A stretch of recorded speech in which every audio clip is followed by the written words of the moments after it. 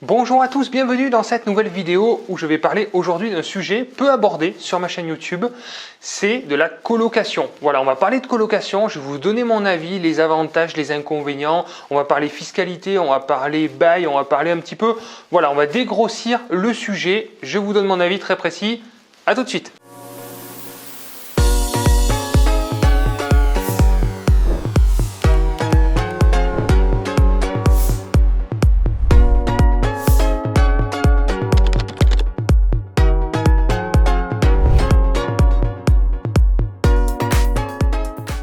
Et bienvenue à tous sur cette nouvelle vidéo. Je suis très heureux encore une fois de vous retrouver.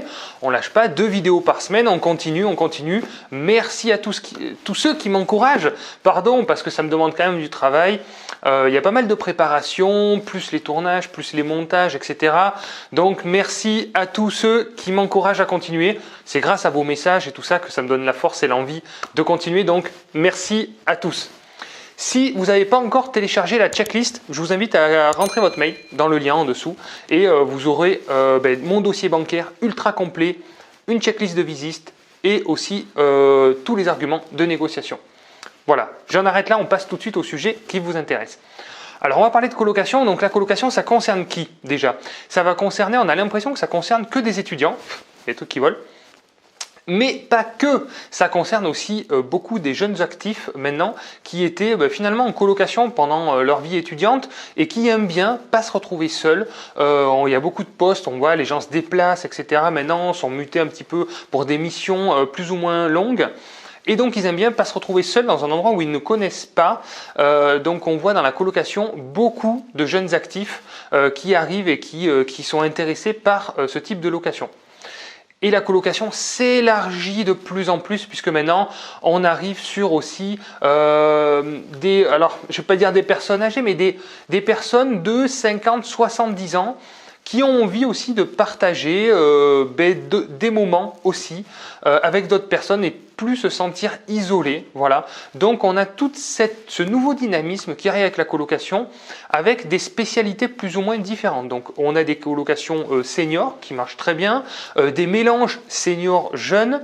On a un de nos conseillers projet locatif qui a fait actuellement une colocation geek, voilà, spécialisée geek avec tout ce qui va bien, le vidéoprojecteur, tout un tas de choses que tous ceux qui sont passionnés de jeux et tout ça ne trouveront nulle part ailleurs. On voit que la colocation, il y a encore beaucoup de choses à faire et elle est en train d'évoluer aussi énormément en termes de qualité puisque avant on proposait un petit appartement avec des chambres individuelles, un petit salon, c'était simple et ça suffisait très bien. Maintenant, il faut monter en gamme, c'est comme tout. Et on part sur des systèmes un petit peu plus évolués, on va dire, qui rejoignent le co-living avec des chambres un peu plus grandes, des espaces où on peut accueillir aussi dans la chambre. Voilà, donc la colocation pour moi de base, déjà, attention parce que certains marchés commencent à être un petit peu tendus. Donc attention où c'est que vous investissez. Ensuite, de base, si vous avez 3 chambres dans votre colocation, vous pouvez affecter une seule salle de bain. Dès que vous avez 4 chambres, je vous conseille d'avoir au moins 2 salles de bain. Et le top, si vous voulez faire une colocation très haut de gamme, c'est chacun sa propre salle de bain. On a des colocations qui ont été faites d'ailleurs par un conseiller, encore une fois, projet locatif, comme par hasard, mais sur des grosses maisons où on a fait des paliers en fait, et sur chaque palier, il y a 2 chambres et une salle de bain. Voilà, et donc forcément, qui c'est qui vient louer? Quels sont les types de locataires? Des étudiants en médecine, etc., etc. Voilà, toute cette population socialement assez haute, avec des bons moyens et qui acceptent de payer un loyer plus cher pour leurs enfants, pour qu'ils soient dans de bonnes conditions pour étudier. Voilà, donc c'est ce qu'on vise et c'est ce qu'on veut. Ensuite, vous avez 2 types de baux. Vous avez le bail individuel, voilà, donc comme un bail de location classique finalement, en location meublée. L'avantage effectivement, c'est que les étudiants ont des aides un petit peu plus importantes, des allocations, des APL, etc. Et donc par contre, pour faire ce type de bail, il faut disposer de chambres de minimum 9 mètres carrés. Bon, franchement, en général, les chambres font au minimum 9 mètres carrés. Deuxièmement, vous avez le bail commun. Donc là, c'est un bail pour l'ensemble des locataires. Dans le bail commun, vous avez 2 choix. On connaît, je ne sais pas si vous connaissez ce type de bail avec une clause de solidarité, c'est-à-dire que tous les locataires sont solidaires du loyer, c'est-à-dire que s'il y en a un qui ne paye pas, les autres doivent compenser et sont aussi responsables finalement de l'impayé.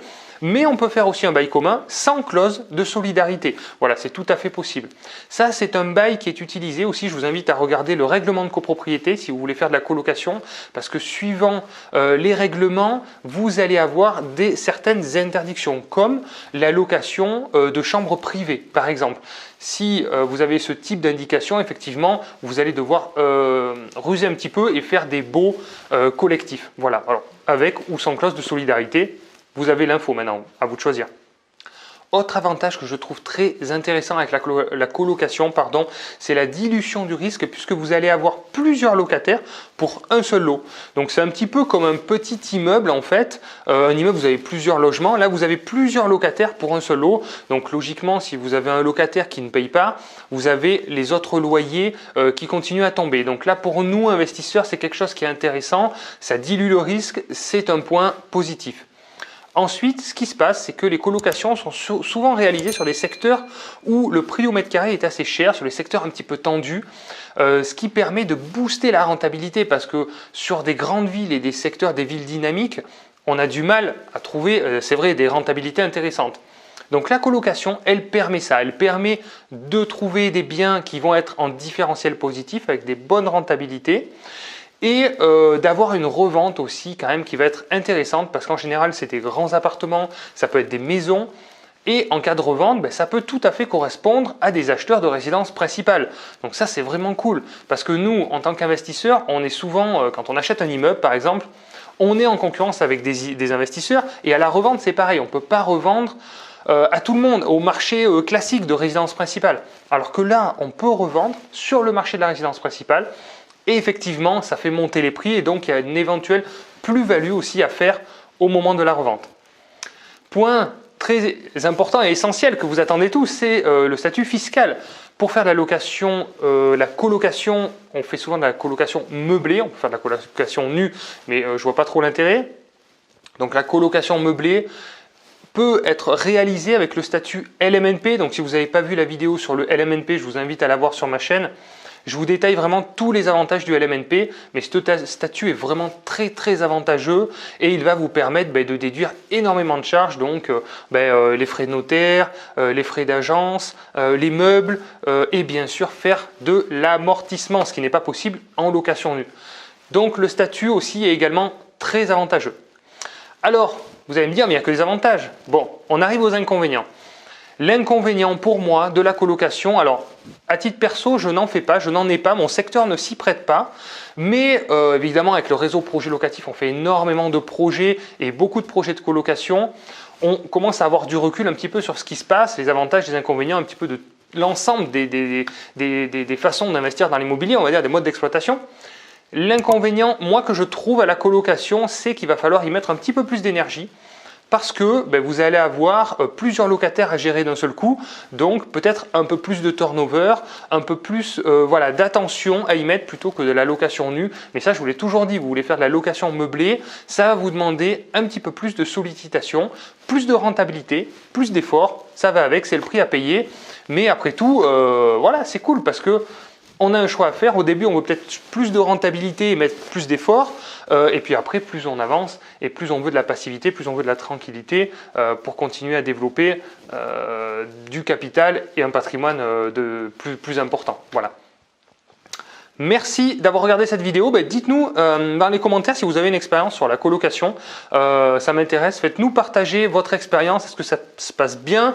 Est-ce que vous êtes content d'exploiter en colocation? Est-ce que vous cherchez une colocation? Est-ce que vous voulez investir en colocation? Posez-moi toutes vos questions aussi également dans les commentaires. Et puis si vous avez aimé cette vidéo, merci de mettre un petit like. Merci à tous. À bientôt. Ciao, ciao.